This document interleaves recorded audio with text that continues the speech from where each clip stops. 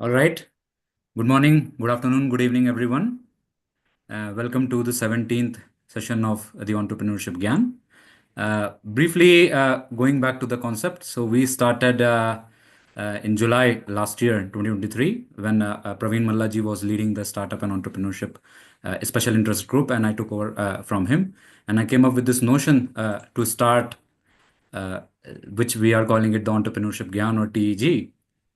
The idea was to have this kind of talks where we can have people like Professor Rao we have, but also we had people from the practice world like Kamal Rekhi. We also had people from the academic world.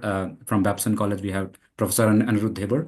So we always had a mix of people from what I call as paper practice and the policy world. And so Professor Rao may fit in all the three, or given the fact that he comes from a diverse set of experiences. But the idea is to create a platform where young entrepreneurs, budding entrepreneurs, can get some learnings from these veterans, but also we can create a platform for sharing and networking. So we have an active WhatsApp community, which is now more than 850 members. We are also coming up with an event which we are planning sometime next year, where probably you will be able to meet some of these veterans, and they will be our mentors, and you can take advices from them. But also we are coming up with a page where you can reach out to these mentors as and when you need, or your ventures need it. So the idea is to carry forward these discussions, talks on entrepreneurship, innovation, and how we can all take it forward. So being said that, I'll take a little while to introduce Professor Rao. His introduction is huge, but yeah, let me just begin with that as well. So Professor Rao currently is the group vice chancellor of BITS Pilani across all the campuses. Obviously, Pilani, Hyderabad, Goa, Dubai, and Mumbai. Prior to joining BITS, he served as a director of IIT Delhi. I think most of you would know him from his role at IIT Delhi. But also he was chair professor of nanoelectronics both at IIT Bombay and IIT Delhi. Briefly mentioning, he is also an alumni of IIT Bombay. That we didn't write specifically in the intro, just to let you guys know. Probably you may or may not be aware. Apart from that, he is an internationally acclaimed nanoelectronics researcher with over 500 research papers, over 50 patents, which includes 20 issued US patents, which is quite innovative given the career that he has in academia, and also which is actually affecting the practice world as well. Apart from that, he's a co-founder of two deep tech startups at IIT Bombay, Nanosniffs and SoilSense. Probably he will be talking more about it in this talk, which have successful commercial products in the market. That's quite fantastic. Besides this, he is well known for establishing major programs in electronics in India. And for all this accomplishment, he has been an elected fellow of IEEE and the World Academy of Sciences, Indian National Academy of Engineering, and many others. So he has guided around 52 PhD students, which has supervised, who have graduated under his supervision. And he is working with a lot of different other academic institutions. He has been working in the past. For his contributions, he has received Shanti Swarup Bhatnagar Prize in Engineering Sciences, Infosys Prize, IEEE EDS Education Award, which is from the IEEE Electron Devices Society for Education, and many others. He serves at editorial board of top leading journals like ACS Nanoletters, AIP Applied Physics Review, IEEE Journal on Flexible Electronics, etc. So he has been invited for several talks, and he has been delivered over more than 200 plenary and keynote invited lectures all over the world. Apart from this, he is on the board of various management institutions, where other institutions in India, and he has been working with a lot of other institutions around the world. So it's very brief introduction. Again, if I go into his research, I'm not an expert on electronics. It may take me a lot more to know and understand and talk about it. So I'll allow Professor Rao to directly go into his work as a researcher, his work as an entrepreneur, and now in the policy world, what he has been doing. Yeah, to you, Professor Rao. Thank you very much. I have a brief presentation, so let me share my slides now. Yeah, please.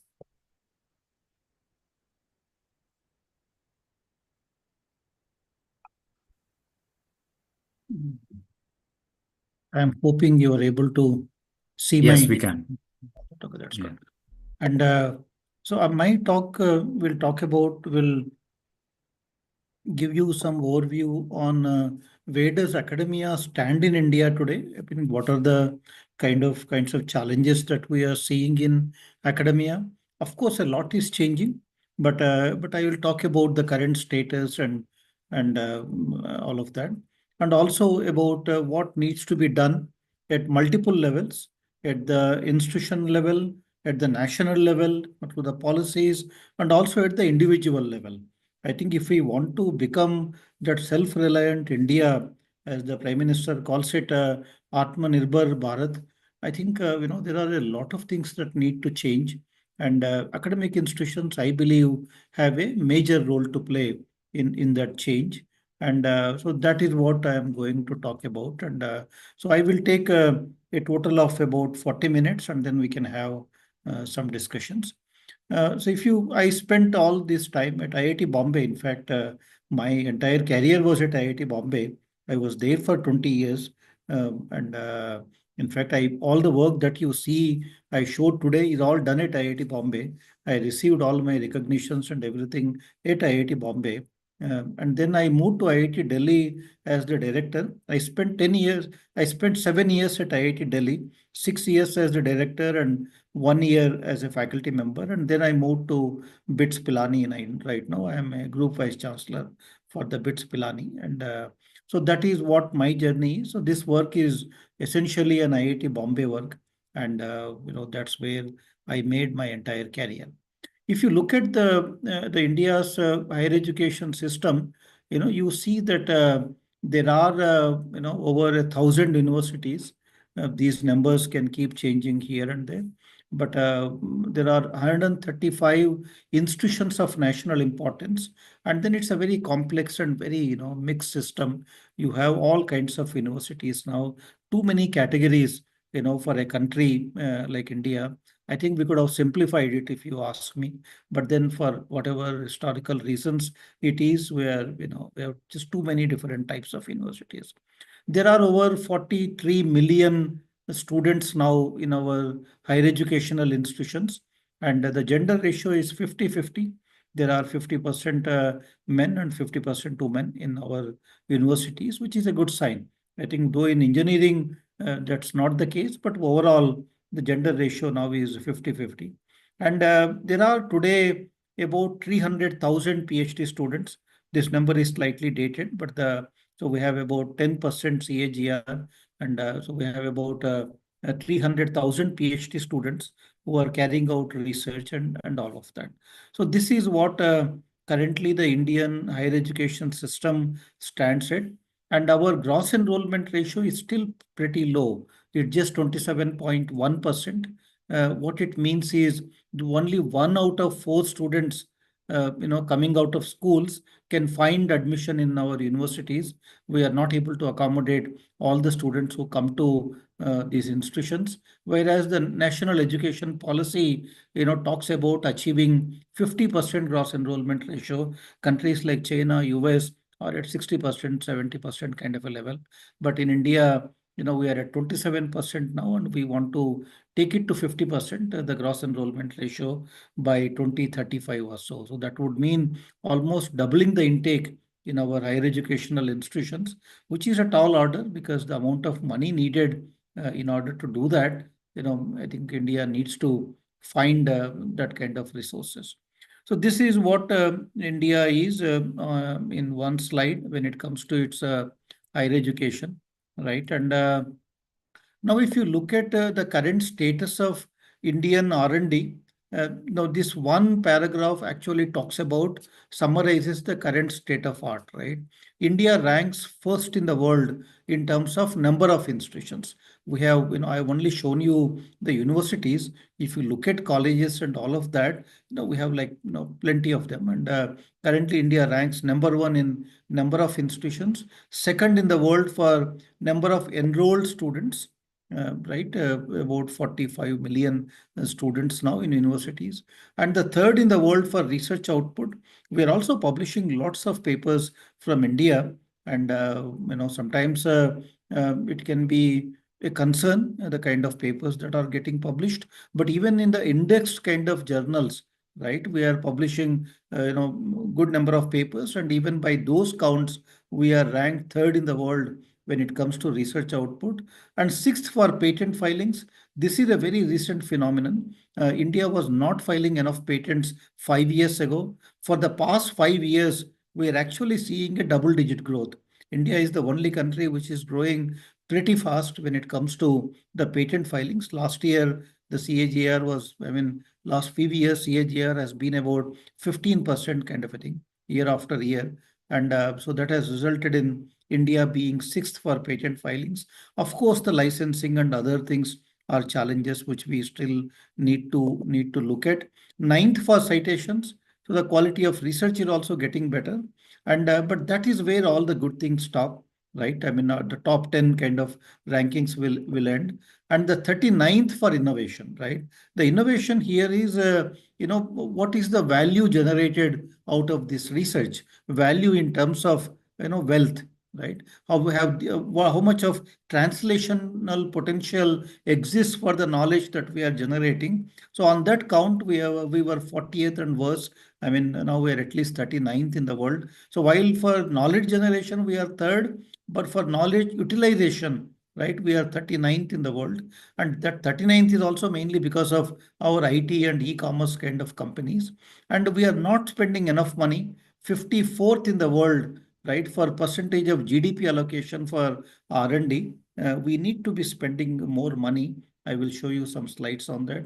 And academia industry collaborations are on a very weak footing. We are not doing enough in terms of bringing academia and industry together, whether it's policies or programs or incentives or whatever it is. Academia industry are in are two separate entities in India right now, with hardly anything happening between them. 66th out of some 130 countries ranked. 81st for number of researchers.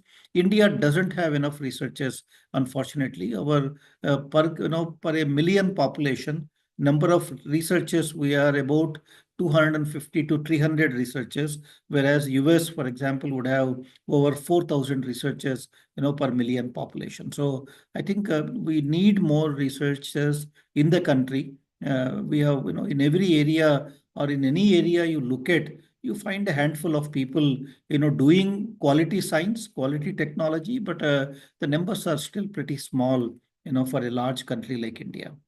And our share of publications, though we are third in the world, but we are way behind US and China.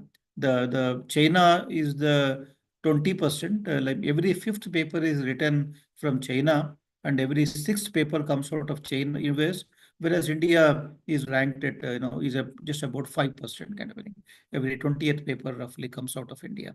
So we are still, quite behind when it comes to both China and US. A lot of catch up needs to be done, not only in terms of number of publications, but also in terms of the quality of research that happens in India. Another biggest concern in India is the R&D investment by Indian industry. Now, if you are wondering why, you don't see any great product developments happening in India in our industry, it's because they are hardly spending any money on the research in the Indian industry. The R&D investments by Indian industry were 0.2% of GDP, which are pretty low. Compare it with the US, which is a much larger economy, 2.7% of GDP, South Korea 3.9%, and United Kingdom 2.1%. So those universities, because they spend a lot of money on research, they are also capable of developing new products and all of that. Whereas Indian industry, it's mostly technology transfers and assembly kind of work, but not much research is happening in the Indian industry. This is a matter of concern, and that is also one place where Indian industry can do better, and also can do even better when it comes to collaborating with academia. And India, as I said, is one of the fastest growing countries in research, right? But though we are not spending enough money, we are writing lots of papers. So somebody recently calculated this metric: per dollar spent, Indians now are writing more papers than anybody in the world, including China. right? So therefore, we have become experts at converting the funds that are given to us into publications. So that's one thing which is happening, pretty much in all institutions right now. So while the funds given to us are getting converted into knowledge, but when it comes to translating that knowledge back into wealth, no, we are nowhere on the scene, because on the innovation front, as you have seen, we are ranked 39th or 40th kind of a thing in the world. So I think we are writing lots of publications, generating a lot of knowledge, but we are not doing enough with this knowledge, which is getting generated out of academia. So this is one major concern. I think that is where we need to work on some real world problems which can have an impact in the society. And I will show you that that kind of potential does exist in our institutions, but I think it's the institutional mechanisms, which are a challenge right now, to for this knowledge translation. So I think I will talk about much of it. Any high tech area you take, right? India will be among the top five. And so whether it's quantum, nano, bio, lots of publications are coming out of India.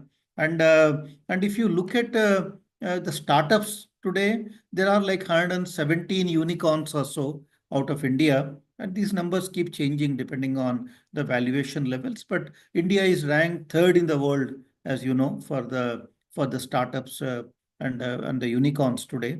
So I think again a good sign. But the biggest challenge here is for a country which is ranked third in knowledge generation, right? How many of these unicorns are based on a research or a product oriented kind of an idea? Hardly any, right? If you look at among these unicorns, how many are actually, have become unicorns by virtue of developing, converting some deep science into a technology or a product? I think hardly any. There are now, one or two which are slowly appearing on the scene with cutting edge technologies, where they have made a good business proposition out of it. But otherwise, most of these, I would call them the business model innovations. So most of these are, for example, aggregation model. I think they are all aggregating something in order to, improve the valuations. And so these kind of unicorns, I think that model for building a unicorn, right, in e-commerce, fintech kind of an area, I think India now is pretty well off. I mean, that ecosystem is pretty well developed. But when it comes to converting a deep science into a product and then make it into a successful startup, I think that sort of a challenge still exists. That ecosystem in India currently doesn't exist. So I will show you, again, what we need to do in order to address that. But where do we actually see the deep science becoming, products, right? The deep science getting translated into something of use to the society. I think that is where educational institutions need to play a major role, because that is where a lot of research is happening. Therefore, coupling that research to innovation. Innovation, as I've said, is generating value for that research. So if you can couple that research, the great research that is happening in our academic institutions, into innovation, into useful products that are required for the society, I think things would be very, very different in the country, given our market size and given the size of our population and all of that. If you look at Indian institutions, there are, any institution for that matter in the world, basically, does three things, right? One is education, imparting knowledge which is already available, research that is generating new knowledge, and innovation, which is utilizing that knowledge for public good, right? So Indian institutions are doing pretty well when it comes to education, as well as the research. But when it comes to innovation, I think we are way behind, and there is hardly anything of major importance happening in our academic institutions. So this is one thing that is where the focus is now, through deep tech entrepreneurship, the startup ecosystem, the funding from Government of India. I think, can we now start translating all this knowledge that is getting generated into something of commercial value? So this is what my talk is going to be focused on. As a faculty member in IITs for 25 years, now leading an institution like BITS Pilani, where again the entrepreneurship ecosystem is pretty well developed. I think I will provide you my perspective in the next 25 minutes or so on what India needs to be doing in this. I would say that the national education policy unveiled in 2020 is our moral movement, right? What is this moral movement? Now, if you look at the last 10 years, Indian higher educational institutions have become pretty good. I think a lot of good research is happening in those institutions now. And if you also look at the kind of research that is happening in our institutions, much of this research is still primarily driven by what is happening in North America and Europe, right? If you look at the research problems our researchers are working on, you would find, I would believe, almost 99% of topics are things which are being done elsewhere, right? Somebody publishes a paper there, and then you pick up that problem, and then you have more students, so you write more papers, kind of a thing. That's the kind of a research that is happening, where we are mostly, most of the research problems that are happening, that are being taken up in Indian institutions, are basically driven by what is happening in North America and Europe. And if you look at US, for example, I mean, US is seen as the hub for innovation, right? So many trillion-dollar startups have come about out of the US system. Even Europe has not been able to create even a single trillion-dollar startup now. But if you look at Europe, last 20 years, 25 years, so many companies have got started, and then now are valued at trillions of dollars. So I think that's one country where a lot of great things are happening, and the academic system there has definitely played a major role in all of this that is happening. Imagine US without its great universities, without its MITs, Stanfords, Berkeleys. I think you immediately see the importance these institutions have played to a country like US. But how did US universities actually, have become that institutions of excellence, or institutions of, eminence? But it's not. I would say, if you look at the 19th century, right? The good colleges in US, they were also following England and Germany, just as what we are doing right now, following the North America and Europe. Even US colleges were following England and Germany, because in those days, if you look at the early Nobel Prizes, most of them were all, going to England and Germans. But at that time, most of the research happening in England and Germany were in classics, theology, natural sciences, more focused on the sciences, kind of a thing. That was what US was doing, in 19th century, and what that is exactly what is happening in India right now in the 21st century, right? And but when did it all change in the US? In US, everything changed through this Morrill Act, which is known as the land grant university model. And if you look at the Morrill Act, for example, what does that Morrill Act, introduced in 1862, talk about? It said that the universities in the US, whichever are getting created under the Land Grant University Act, and almost all the great universities in the US you see today are all created through the Land Grant University model. What they basically did as part of this act is they've made the institutions to get connected with the society, right? The act essentially says that the universities need to work on such branches of learning as are related to agriculture and the mechanic arts. In those days, the agriculture and mechanic arts were in vogue, and what the universities were asked to do is help these sectors grow and develop technologies, for some of these kind of sectors. And through the Land Grant University Act, all the great universities that got created started working on, problems of societal importance, and that is how they made their name into, what they are today. I think that connect with society is what has turned US universities into the centers of excellence. I think, that is something that should happen in India, thanks to the national education policy now. I think, India has found its moral movement through the national education policy, but it all, again comes down to how effectively do we implement NEP, right? I think that the implementation is in the spirit of how the document is written. It's actually a great document, because some good people were involved in drafting the document, and but the implementation is where I think, a lot more is desired. I would have done it in a very different way, in terms of priorities when it comes to NEP implementation. But whatever it is, NEP is a great document. If we can implement NEP in the right spirit, I think, India would have found its moral movement. And what it will basically do is most of the research that is happening in Indian institutions, I would classify it as solution looking for a problem. Lot of research is happening, but it's not directed towards solving any problem in IITs and institutions of technology. A lot of research that is happening is not directed towards solving a problem. It's all happening because somebody in US is doing that and we're also doing it, kind of a thing. What needs to happen is solution to a problem, right? So for that, somebody needs to come and give the problem statements to these institutions, which is where, in my opinion, the actual problem lies in India. The problem lies in, where are we picking research problems from? Right? As I will show you, most of our research problems are happening, out of libraries, right? So when you pick up these problems from libraries, they go back to library. I think that lab to land kind of a thing is what is missing mostly. It's always the library to library, kind of a research that we do in our educational institutions. So how can we change it, right? I think this R&D ecosystem inadequacies in India for innovation, right? I think at different levels, we need to be doing different things. If you talk at the national level,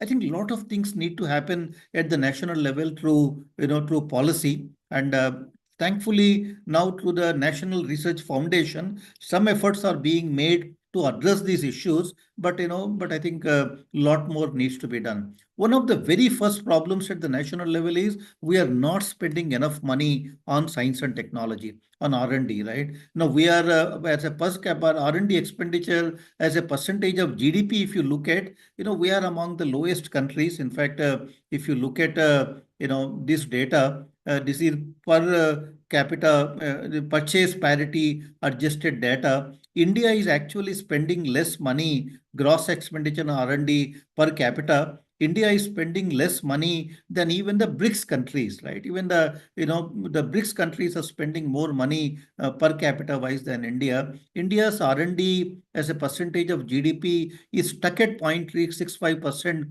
for the past almost like 10 to 12 years now. And if at all, it's actually going down from 0.65%, it has come down to 0.63% and all of that. Out of it, half of it goes for DRDO and ISRO, and only about 0.3% is what is available for all these national missions and all of that. I think India needs to spend more money on R&D, on science and technology, if we want to become a knowledge economy at some point in time. And another major problem in India is the protection of IP, the patenting. In my area, nanotechnology, for example, if I look at India in 2019, you could find this data. So we wrote about 15,000 papers in the nanotechnology. We are ranked third in the world, right, in terms of publications. I told you overall also we are ranked third in the world. So we are ranked third in the world in terms of publications. But how many patents have we filed, 2019 in nanotechnology? Just 54 patents, right? Look at US in the same year, wrote about 24,000 papers, ranked second in the world, but protected almost like 4,000, close to 5,000 IPs were protected, in the US out of this research, kind of a thing.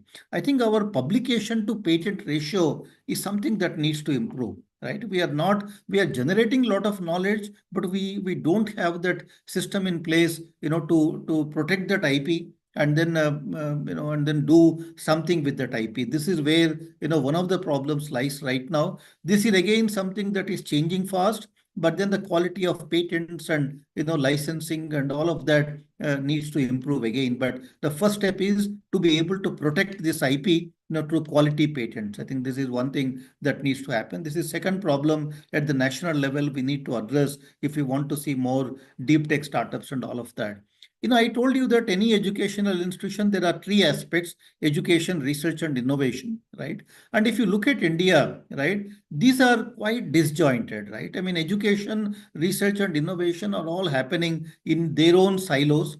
And even in the research, the only thing that we are connected in research is the library. Neither is our research connected to industry, not to societal problems, not to line ministries, which deal with the problems in the society, or with strategic agencies. None of that is actually happening. The research is all happening, only coupled with the library. You go read some papers, pick up a problem, come back and, execute the problem, write some more papers. That is what is most of the research currently is. In a good system, right? Where do we want to move towards? What we need to be moving towards is, something like this, where education, research, and innovation are intercoupled, right? And the research, draws from what is happening in industry, in the society, in the line ministries, in the strategic agencies, and some, of course, basic research that can happen through libraries too. But I think bringing all of these different stakeholders of the system, and getting them in contact with the university research is what is the critical thing that is missing in India, and that is something that we need to be doing in India. So this is one thing. For example, I attempted at IIT Delhi. I will tell you, some of my experience on that. Another major problem that I see in India is at the national level is our top talent is not doing science, right? All our top talent are after engineering, and they all want to do, basically computer science and things like that. Nobody is interested in basic sciences. But for any technology, you need to, everything starts with great science. And for example, if you look at a mobile phone, a modern mobile phone today, right? And if you look at how much of science has gone into creating these mobile phones, and I can name at least a dozen Nobel Prizes. I recently wrote an article on this, the Nobel Prizes in Times of India, and where, you can actually list out a dozen Nobel Prizes which have gone into creating a Nobel Prize. Where such great science happens, I think there the great technologies also, get developed. Our top talent not doing any science, where even if they are interested in science, they still want to do engineering, which is what is hurting, development of good science, or doing good science in the country, which eventually is affecting, all our capability to develop good technology out of any of the, things that are happening in academia. So this is again one problem. And another problem is the missing institutional frameworks. The university research, goes up to 3, 4 technology readiness levels. Proof of concept is what you will see happening more and more in Indian academia, right? Whereas commercialization happens at, at 9, 10 kind of a level. But in between, we will actually bridge this gap, this valley of death, where taking that proof of concept and developing a prototype or a product, which can be commercialized. There are no institutional mechanisms in India today. Whereas every country which has been a technology leader, they have created these institutional frameworks, whether it is ITRI in Taiwan or Fraunhofer institutions in Germany, US, there are multiple such universities, institutions. I think in all of these places, there are, those institutional mechanisms to translate the research that is happening that ends at that proof of concept level, taking it all the way up to commercialization. India, there is no such institute. And for example, CSIR labs ideally should have been bridging this gap. But CSIR labs are also more competing with university than with anything else. I think, we need to create those institutional mechanisms. I recently, wrote some papers on that. In the absence of any of such mechanisms, and also in the absence of any great academia industry collaborations, India ranks 66th in the world when it comes to academia industry collaborations. That university research stays as prototypes, but never really sees the light of the day. This is one big challenge that we see in many of our academic institutions. So that is where we need to bridge the gap, through creating such institutional mechanisms for all of that. I propose what I called India Labs on the lines of ITRI, in Taiwan, and Fraunhofer Labs. But I think, this is a subject for another day. But we need to create those institutional mechanisms is something that is the point that I am making here.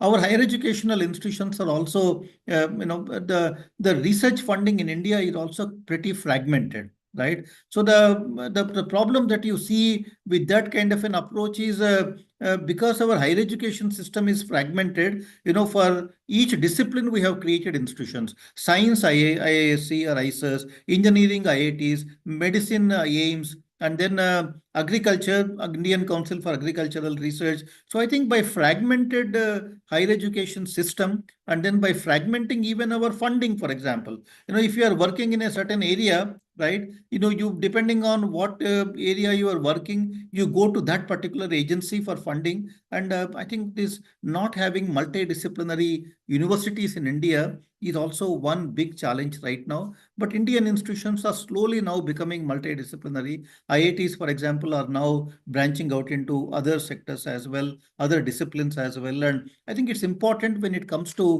developing for more translational kind of a research. The US universities, for example, the top ones with strong medical schools and strong engineering schools, so much of research happens there in life sciences and biomedical kind of an engineering. And whereas in India, hardly anything of that nature happens, because of this disjointed, higher educational institutions that we have.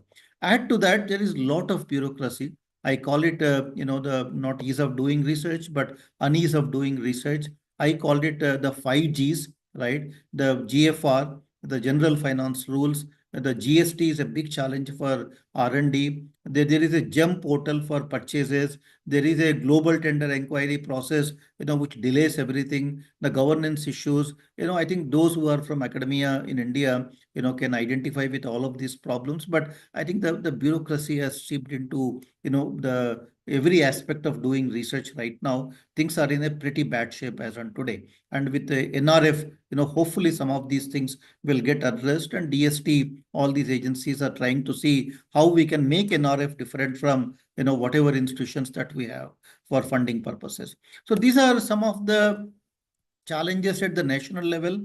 At the institutional level, as I told you, I think this is what we need to be moving towards. We need to bring all these different stakeholders, industry, society, government, strategic agencies, all of them closer to academic institution, right? The research that is happening in academia. And I think, if we can do that, lot of great things will happen. And at IIT Delhi, for example, as a director at IIT Delhi, I went with this mission. I said, the one thing which we will want to do at IIT Delhi is, create this idea factory approach. What is this idea factory approach? Bring unlike minds together, right? The multidisciplinary kind of activities you encourage, and create the right atmosphere and structure the interactions. What are these unlike minds? Unlike minds in terms of different cultural backgrounds. We started multiple joint degree programs, and did lot, even the international campus that IIT Delhi has, was seeded during my time. So we started looking at multidisciplinary, the cultural diversity on the campuses, different disciplinary training. We started, almost like 10 academic units at IIT Delhi during my time, all of them with multidisciplinarity as a focus, right? And then we connected with multiple institutions, AIMS and All India Institute of Ayurveda, Indian Council for Agricultural Research, National Institute of Immunology. With all of these institutions, we signed agreements where we started funding faculty from these institutions to collaborate with, we funded our faculty, they funded their faculty, so they can come together and work with each other. We called it multidisciplinary faculty interdisciplinary program, and we created multiple avenues for faculty from diverse disciplines to come together and start working in newer kind of areas through such interdisciplinary collaborations. And we also brought people with different attitudes together, to research parks, to industry day. So more industry collaborations is what we promoted, at IIT Delhi, by creating a dean of corporate relations, which happened during my time. We built a complete team in the corporate relations. Their job is to go out, connect with industry, and connect them with the faculty members. So, and then once people do that and start doing interesting things, we also created a strong ecosystem for high-tech startups, right, to central facilities, space, faculty appraisals. This is a program I am quite proud of. We call it Faculty Innovation and Research-Driven Entrepreneurship, where if a faculty member says, I want to start a company out of my research, Institute gave them 50 lakh rupee as a grant. and even gave them sabbatical, right? Leave for a paid leave for 1 year. So they can take this money, they can even take the leave if they want to, use all the facilities that are available on the institute through a policy that we created. And can you now incubate a company out of your research? So these are the kinds of things we did. Student startup action plan, lot of things we did for encouraging the deep tech startup ecosystem, and we could see the results in 5 years, right? In 5 years time, our research funding went up by 4 times, and our funded research projects went up by four times. Increase in research funding and startups, 4 times increase we saw. We filed more patents in 5 years at IIT Delhi during those 5 years than the previous 55 years of the history of the institute. We published over 10,000 papers, 350 plus industry projects. I think over 225 new faculty, and almost two-thirds of faculty got engaged in research projects because of all the connections that we made between IIT Delhi and all the great institutions around it and the industry. And once we did that, in fact, when I quit, we had 275 plus companies, collaborating with IIT Delhi as compared to 50 plus companies 5 years ago. I think that is what our institutions need to be doing. They need to come out of those silos and connect with, other establishments outside, including all the different stakeholders. Even during the COVID time, we essentially did the same thing. And we said all the labs will be open and faculty can receive funding from the institute if they work on any aspect which is related to COVID. Because during the COVID time, other research we did not allow, but only research that can, provide some solutions to the problems related to COVID. IIT Delhi did very well. In fact, we had the least expensive RT-PCR kit.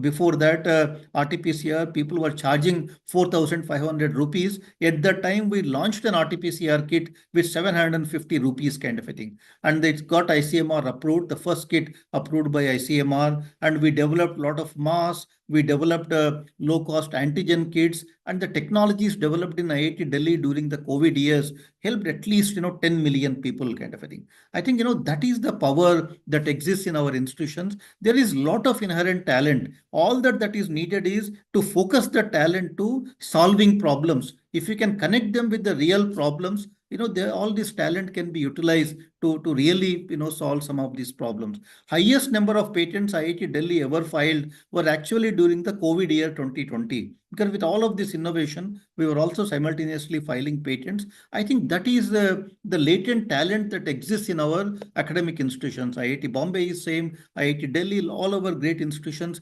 actually have that latent talent. All that is needed is to connect them with some real world problems, and you will see a lot of great things happening out of these institutions. Once COVID got over, then all these 700 faculty started working on 1,000 different problems. And then, again, we went back to, what we were doing earlier. But COVID brought that focus to one problem. And you could see in 2 years' time during COVID, how much of impact one single institute could make in India.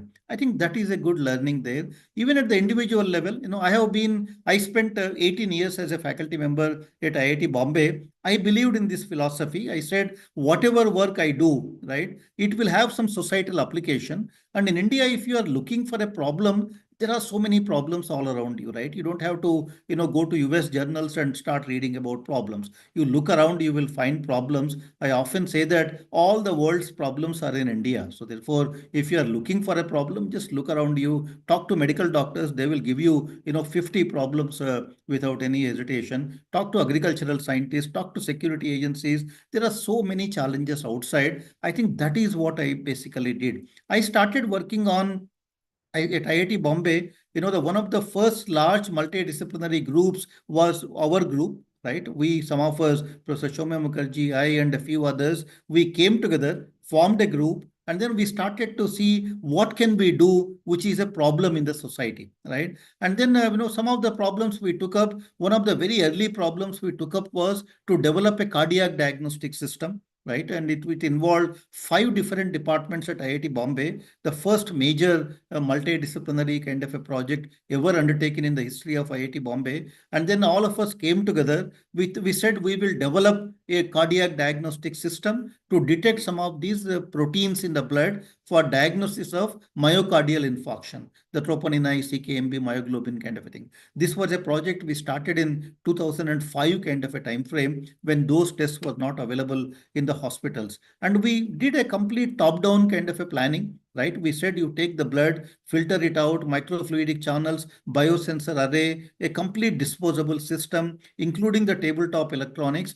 And then each department started focusing on, different aspects of it. And our goal was to, take all of that at the end of the day, put it into a system and commercialize and build a prototype kind of a thing. So that was what was the project. And so we started working on developing a platform. In my group, I started working on these micro nano cantilever technologies for detecting these proteins in the blood. And I will skip that in the interest of time because I've almost run out of time. So we developed these platforms, right? Our focused objective was not to write papers. Our objective was to, eventually convert all of this into a prototype and a product eventually. So we started developing these platforms, developing, all the aspects in that block diagram that I showed you, right? And at the end of the day, after almost like 5 years of research, we were able to build our very first prototype for cardiac diagnosis.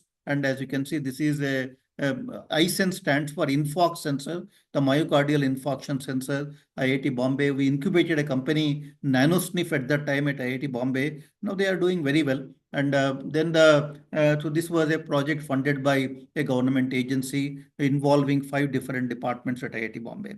So once we developed the platform, then we moved to other applications of the platform. The second project we took up, a similar group again, was to detect explosive detectors for the country. And but we wanted to, we used a very new and novel approach for explosive detection. And a lot of research happened at IIT Bombay on explosive detection. You see a big security center created, because of all the groups that were working on this. And we developed the first electronic nose platform for explosive detection at IIT Bombay. Again, a multidisciplinary kind of a project, developing the entire technology needed for this. And subsequently, we worked on a MEMS platform, a nano electromechanical system, MEMS kind of a platform, where one of the ideas here was to, detect explosives by doing a nano explosion. You collect a few nanoparticles in the vapor phase or from the swipe, right? And you explode it using a microheater,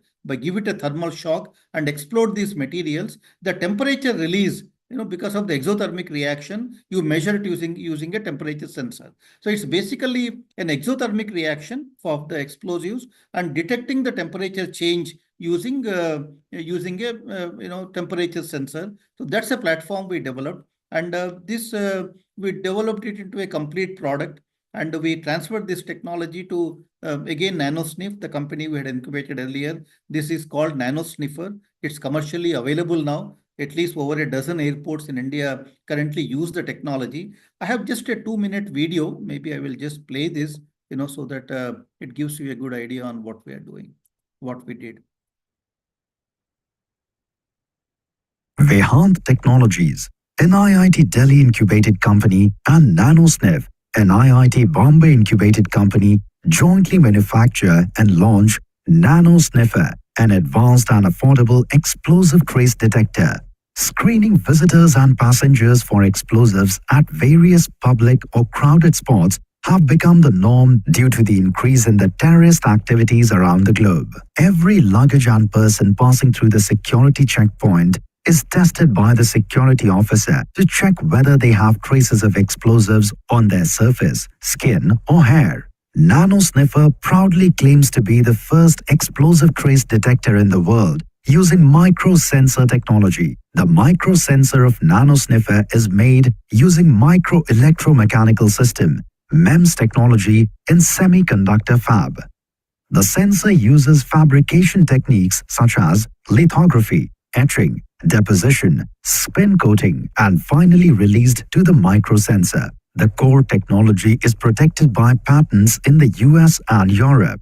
All of our actions leave trace behind, which is then screened by the security personnel. The security has to concentrate at the sampling areas that are likely to be touched by hands. In the case of a bag, This will include handle, buckle, and zipper.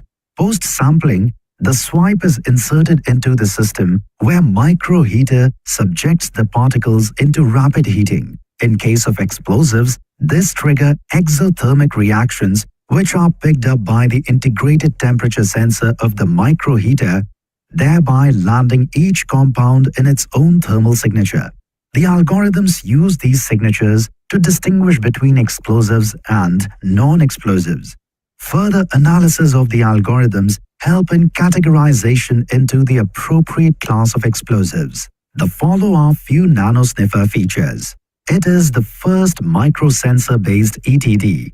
It detects and identifies explosives in less than 10 seconds. Identifies and categorizes explosives into different classes. Can detect ng quantities of explosives traces.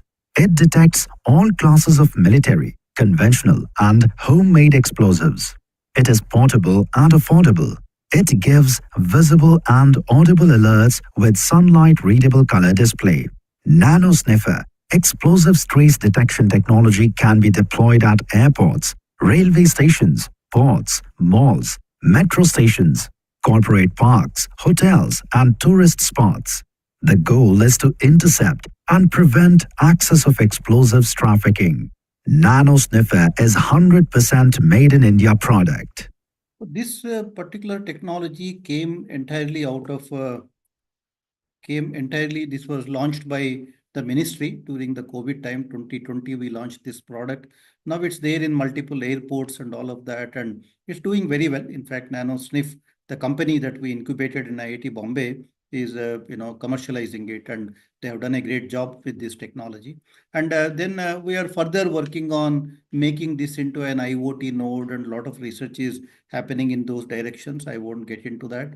And now of late, after I moved to IIT Delhi, we started activities between IIT Delhi and IIT Bombay for agricultural sensors on similar lines as what I had done earlier. And we picked up the soil health card that Government of India has distributed. And we said between the two institutes, IIT Delhi and IIT Bombay, we will develop all these micro and macronutrient sensors for farmers. And we took it up as a project funded by DST with a goal of developing complete prototypes. And then we eventually were able to develop the NutriSense, a soil glucometer, and we incubated a company, SoilSense, at IIT Bombay based out of this technology. This is my second company at IIT Bombay, which is now doing very well. Both these companies are, my ex-PhD students are running them, and now they are independent companies and they are doing pretty well for themselves. And they have their manufacturing now happening in Pune for SoilSense, and NanoSniff does it in Bombay. And so now a lot of field trials have happened, and so they have a complete suite of products in the market now, SoilSense, and the company is doing well. It's already a 5-year-old company now, so with and then currently I am working on organic dosimeters. Now my major project now between BITS Pilani and IIT Delhi is to develop the patches for medical dosimetry applications for cancer patients. When they are given radiation dose, the monitoring the profile as well as the dose, the exact dose value is where we are using now organic transistor based patches for this purpose. I have a US patent, way back in 2013 it was granted. So now we are using this IP that we had protected to develop this into a commercial product. The project has just started now between BITS Pilani and IIT Delhi, and I'll skip that because I have run out of time. But I think this is what can be done. If you can focus your research towards developing products, I think put the problem first kind of an approach. I think there is a lot of talent available in our institutions to find solutions, and the commercialization can happen through the startup route now, because that's the way at least we have been able to commercialize our products. NanoSniff is now a full-fledged company. It's in the IIT Bombay Tech Park. They have moved out of incubator and they are operating out of Tech Park. And SoilSense is based in Pune now. And then, so they are also doing very well and with multiple products. Therefore, India is opportunities. And we need to strengthen that academia startup industry collaborations, which is the need of the hour. We need to address the bottom of the pyramid. There are a lot of problems. I think these, to deep tech entrepreneurship kind of an ecosystem, if we can take up these problems, I think a lot of great things can happen. I think we need to move away from picking these research problems from what is happening in America and Europe. I think we need to innovate in areas where there is a domestic demand, as I have shown, and the local R&D for product development is essential if you want to keep the costs low. And nano sniffer, for example, which we have in the market, nobody can beat us on the price because it was entirely developed in India. And that's what happens if we can do R&D in India and develop these products. And it's possible to do high quality research in academic institutions now, and we need to make it relevant to India's needs. And there are multiple government of India schemes. One thing the current government has done very well is give a huge boost to startups. I think there is a lot of funding available now for deep tech entrepreneurship kind of activities and the deep tech startups. I think we need to utilize these government grant schemes, to develop these startups now. And that's one thing that needs to happen. Creativity in our higher education sector is as important as literacy at the grassroots level. We need to realize that. I think I leave you with this smile curve, right? And as many of you know, the value addition happens, the value generation as a function of a product chain happens when you do this concept and R&D and branding, right? And the sales, after sales and marketing. I think we need to have more and more companies which come up with product ideas. And of course, they can do manufacturing wherever it is feasible to do, wherever it is possible to do. But I think developing, conceptualizing new product ideas and having startups which come up with new product ideas is what is the most important thing India needs to do now. And at least I have shown with two of my startups, we could do this very, very effectively. Of course, our manufacturing, was not very easy because we were doing everything in India, but it took a little bit of time. But now I think, with all the manufacturing talk happening in the country, I think, it's a great time for deep tech entrepreneurship to flourish in the country. I hope to see more and more students getting into this area. I'll stop here. These are all my group photographs from IIT Bombay. I was in the EE department. Now we had a great time at IIT Bombay doing all of this research. Thank you very much. Thanks a lot, Professor, for such a nice talk. There are a lot of questions that came on the way. Some of it you already answered while going down the presentations. But let's take one or two questions, given that time is already almost over. Maybe you can take one or two questions, and then we can call it off from there. From there, just for the sake of taking questions, let me take one or two. So one question is from Ramesh. Ramesh Tumulur is a great friend of mine from Hyderabad. He's asking, while there is an aspiration to increase research scholars and research, but do you think we have the requisite infrastructure and expertise? Obviously, I understand at IIT Bombay, we have IIT Delhi, we have BITS, but what about country in general? Would you like to talk about it a bit? Oh, I'm sorry, I was not reading these messages. The toolbar was No, you don't have to. You don't have to. I'll take the question. That's why you don't have to read, because there are a lot of messages, a lot of questions that are Just repeat it again. You don't have time for all of them. I got distracted a little bit. Please say it again. What were you No, saying? so the question was that Ramesh is asking that there is an aspiration to increase research scholars and research, but do we have requisite infrastructure and expertise to do so? Yeah. Obviously, at IIT Bombay, we understand, at Delhi, we understand, but in country in general, yeah. I think, Indian institutions are probably, IITs are saturated now. IIT Bombay, IIT Delhi will have about 4,000 PhD students. Anything more than that will be difficult now to accommodate in these institutes. But the private institutions can grow, right? I mean, but the private institutions don't have the resources to do high quality research. In BITS Pilani, we are doing it now very aggressively because BITS Pilani receives, a bit of funding from government. We raise about 100 crores every year for research. But the private institutions have a scope to grow in research, but they don't have the resources. Whereas the public funded institutions, particularly IITs, research is happening only in these handful of institutions now. Our university system is all gone now when it comes to, doing that level of research. I think private institutions can can grow further in research. I think that's one potential that exists in India, but they need to generate those resources. Thanks a lot. So it's quite fantastic to know, because a lot of people here probably would be from leading those private institutions or working in those private institutions. So it could be a good key takeaway for them as well. So Rishi, please take the next question. Hi, Professor Ramgopal. Love the talk today. Here's the next question from Shubham Bharadwaj. He's asking, what support can the bureaucracy provide in translating this knowledge generated into wealth? And you alluded to startups. Government is supporting startup is definitely one of those. Are there any other ways government is supporting this translation from research to dollars? I think the government funding for startups now has grown multifold.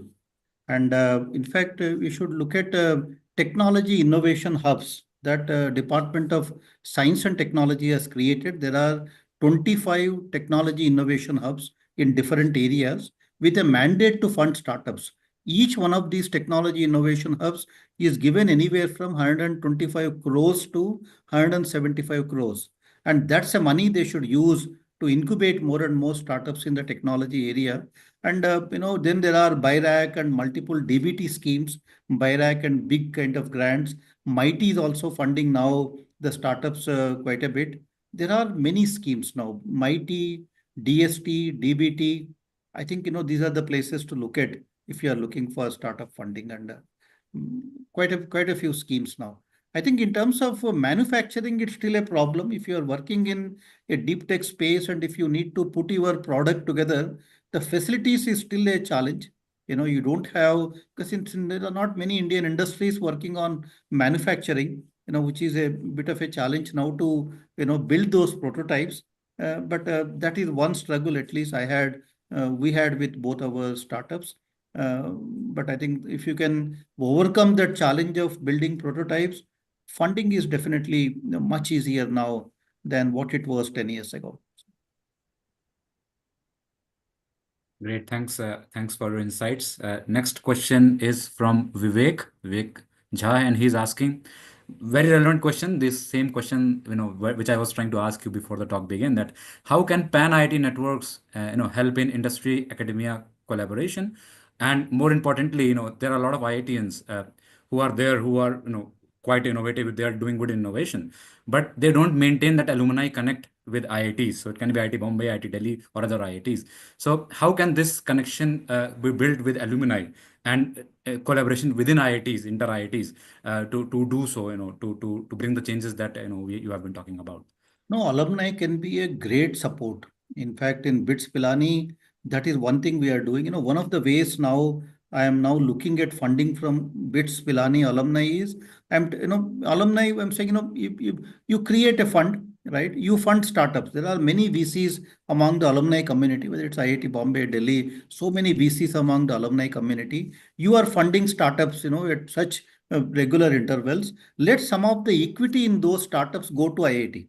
That can be, one way alumni can support IITs to even raise funds. If you provide them equity in the startups that you are investing in, right? A fraction of the equity that you are investing in, that is one way, institutions can benefit from. And more importantly, the mentorship, right? So, if you can, help the students, there are so many students, each of our institutions, you will see at least 100 to 200 startups in the hostels. So if you can connect with the students, understand what they are doing, and provide them that necessary advice or even a little bit of funding, very often the money a student would require is 2 lakh rupees, 3 lakh rupees. I think with that, the student would get started.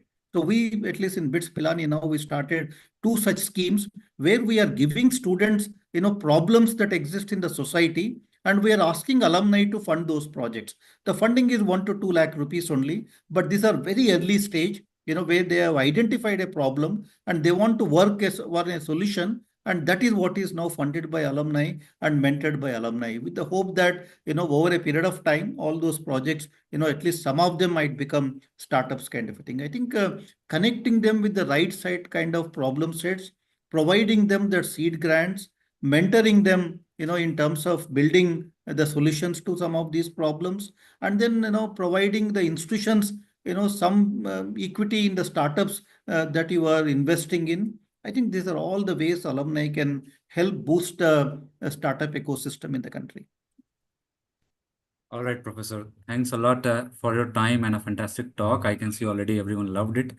We are just 10 minutes, late with our schedule, but I think that's fine. We were able to take some question, and yeah, thanks a lot for your time, and thanks a lot for all your efforts putting into the talk. Everyone loved it, and there are some more questions. Probably they may reach out to you just to let you know, because your email ID and everything is available. So yeah, you may take it Please from write to me. I will always be happy. And I am sorry that that bar was appearing. I thought you wouldn't be able to see the bar only.